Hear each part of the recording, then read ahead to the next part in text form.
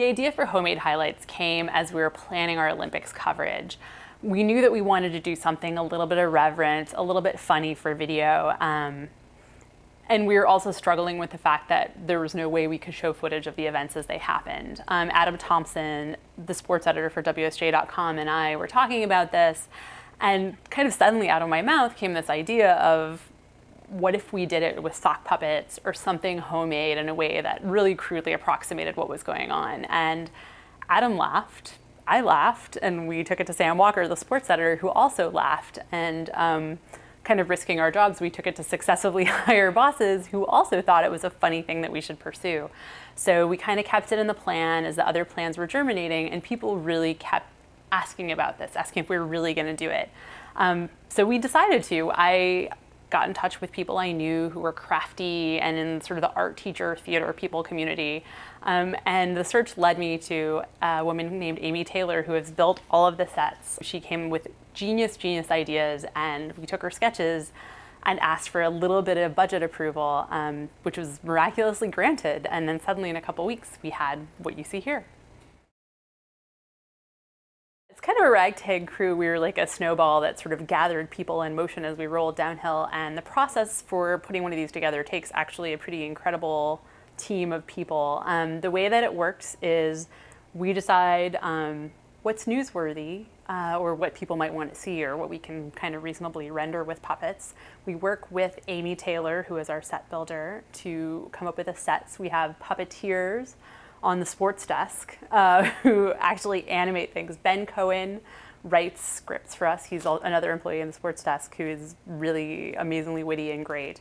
The producers this last week were Jeff Foster, who's another editor on the sports desk, and Allison Lichter, who is our life and culture editor for .com. And they've kind of helped direct things, along with Marshall Crook, one of our video directors, and Emily Propolanis, who is an incredible videographer and editor who has managed to turn these around super quickly and get them out actually well ahead of NBC even. So we've had fun with the tape delays there. Adam Thompson from England has been overseeing these and helping provide guidance on what to cover and how to cover it. And even Robert Thompson, our editor-in-chief, has stepped in to provide voice for the booing of Chinese fans during the badminton scandal. Both teams were trying to lose to avoid playing a higher-seeded Chinese team in the next round. The boos rained down from the fans, including the mighty Sebastian Coe, the London Organising Committee chair. Puppets are an unusual choice for a venue like the Wall Street Journal, but I think that they are really at heart true to the Wall Street Journal of today and what has historically been the Journal, in that this place has an openness to new ideas, to good ideas. It always has had that.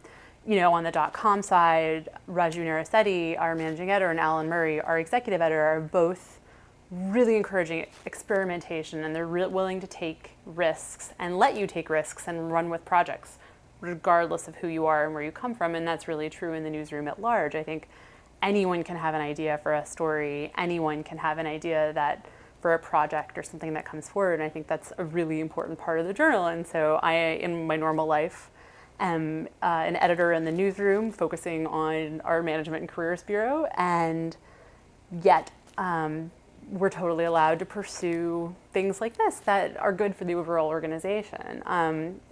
And that are different ways to express yourself.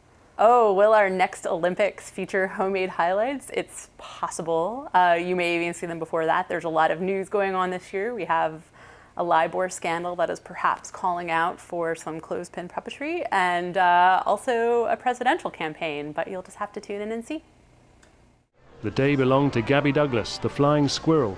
She shows how she earned her nickname on the uneven bars. Look at the air she gets. And then a double layout dismount. Perfect. Next, Douglas on the floor. Tumbling pass, Arabian double front, and double back dismount. The crowd erupts as Douglas vaults her way to the top of the medal stand. Look at that smile. It was made for a Wheaties box. And that's today's Wall Street Journal Homemade Highlight.